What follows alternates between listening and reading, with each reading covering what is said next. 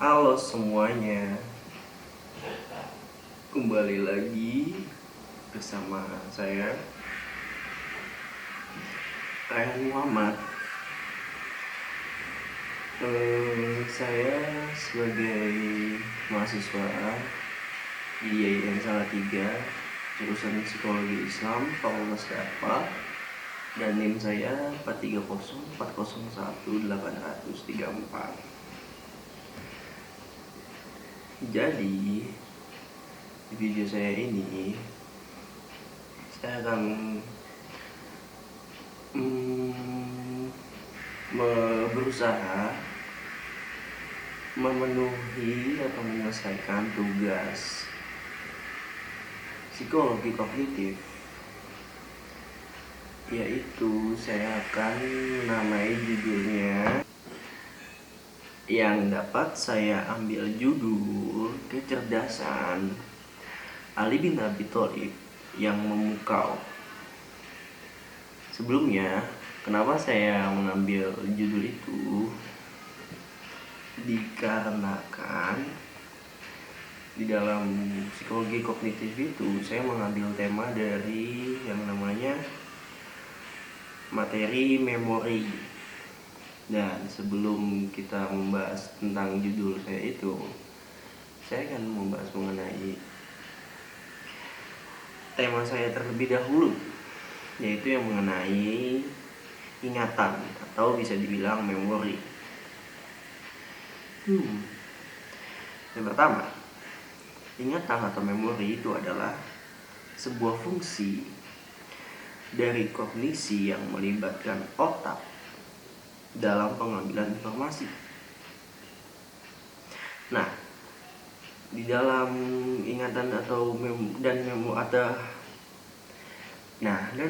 di dalam ingatan atau memori itu terdapat 3 proses atau sistem dalam mengingat memori. Yang pertama, ada yang namanya sistem ingatan sensorik atau yang biasa diberi nama sensory memory. Yang kedua ada sistem ingatan jangka pendek atau short term memory. Yang ketiga ada sistem ingatan jangka panjang atau bisa disebut long term memory. Lalu memori sensorik itu mencatat informasi atau stimulus yang masuk melalui salah satu atau kombinasi dari panca indera, yaitu secara visual melalui mata, pendengaran, melalui telinga, bau, hidung, rasa, melalui lidah, dan rabaan melalui kulit. Bila informasi atau stimulus tersebut tidak diperhatikan, akan langsung terlupakan. Namun, bila diperhatikan, maka informasi tersebut ditransfer ke sistem ingatan jangka pendek. Dan selanjutnya, saya akan menjelaskan mengenai sistem ingatan jangka pendek. Jadi, dia itu menyimpan informasi atau stimulus selama sekitar 30 detik. Dan hanya sekitar 7 informasi yang dapat disimpan dan dipelihara di sistem memori jangka pendek.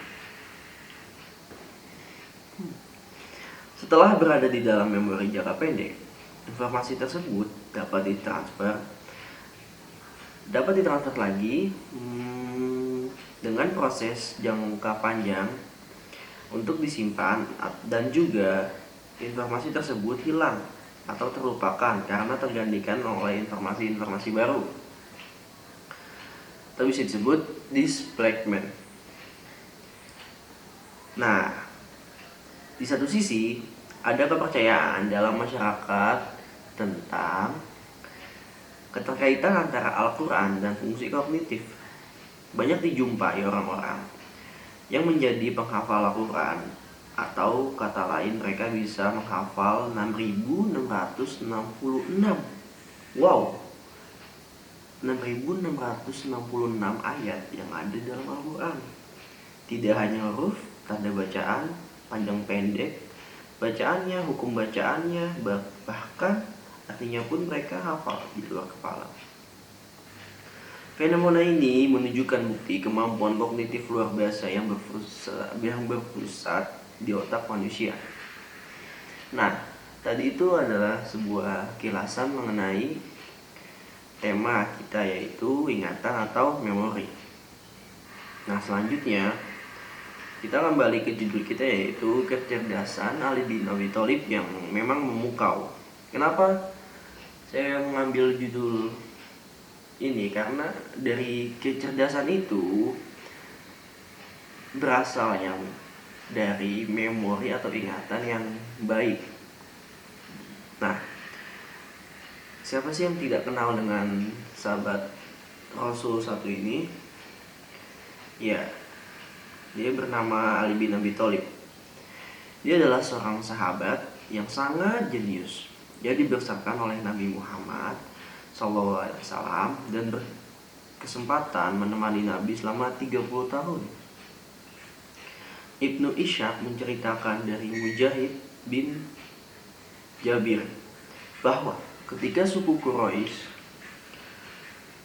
didera krisis pangan, Abu Thalib memiliki banyak tanggungan anak. Nabi SAW pun berinisiatif membantu mereka dengan mengajak pamannya yang kaya, diantaranya Bani Hashim, yaitu Abbas. Kata Nabi, paman Abu Thalib memiliki banyak keluarga yang harus ditanggungnya. Padahal seperti engkau lihat sendiri, kita semua sedang mengalami kesulitan hidup. Bagaimana kalau kita menemui Abu Thalib dan membantunya meringankan bebannya? Aku akan mengasuh salah satu anaknya dan engkau juga akan mengasuh satu anaknya. Dan kemudian Abbas menerima ajakan tersebut.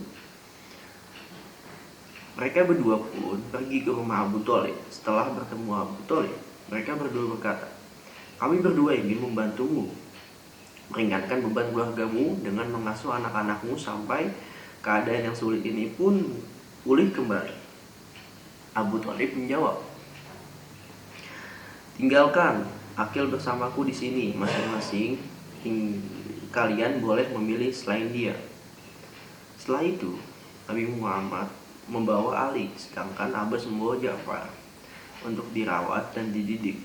Sejak itu Ali hidup bersama Nabi Muhammad SAW hingga Allah mengangkat beliau menjadi Nabi dan Rasul. Ali pun mengikuti beliau, beriman pada beliau dan membenarkan risalah beliau. Nah, Ali bin Abi Thalib juga adalah salah satu intelektual terbesar di antara para sahabat Nabi. Sebagaimana Aristoteles, beliau juga dikenal sebagai bapak ilmu pengetahuan Islam. Dalam kitab Izalat al-Kifah, Syah Waliullah memuji intelektualitas Ali yang tinggi sebagai akibat didikan yang diberikan Nabi. Kenyataan itu dikuatkan oleh pernyataan Nabi sendiri. Aku adalah gudang ilmu pengetahuan dan Ali adalah gerbangnya. Ia juga dianggap sebagai ahli tafsir. Selama 6 bulan pertama kekhalifahan Abu Bakar, ia mengatur bab Al-Quran menurut aturan waktu turunnya wahyu. Ali juga dikenal sebagai mujtahid dan pakar hukum pada zamannya. Ia mampu menyelesaikan hal-hal yang pelik dan yang paling musyakil sekalipun. Dan suatu hari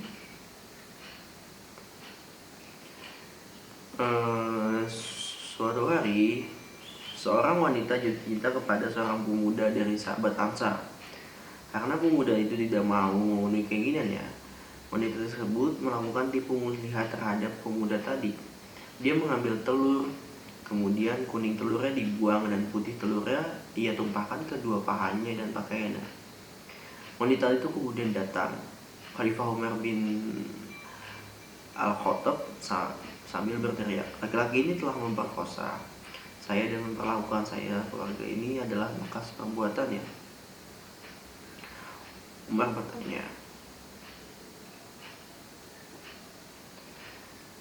bertanya, kepada beberapa wanita. Mereka menjawabnya, di badan dan pakaian ada bekas sperma. Umar berniat. Jadi pada suatu hari ada seorang wanita,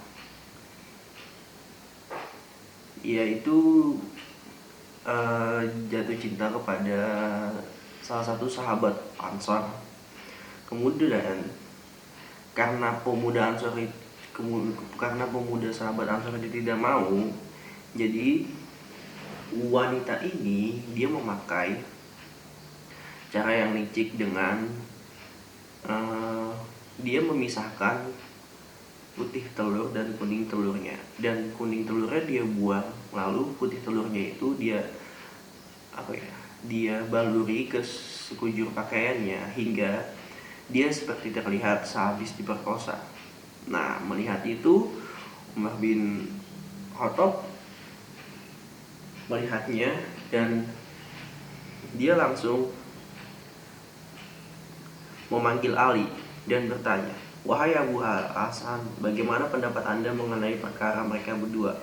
Ali kemudian melihat cairan yang ada di baju di wanita.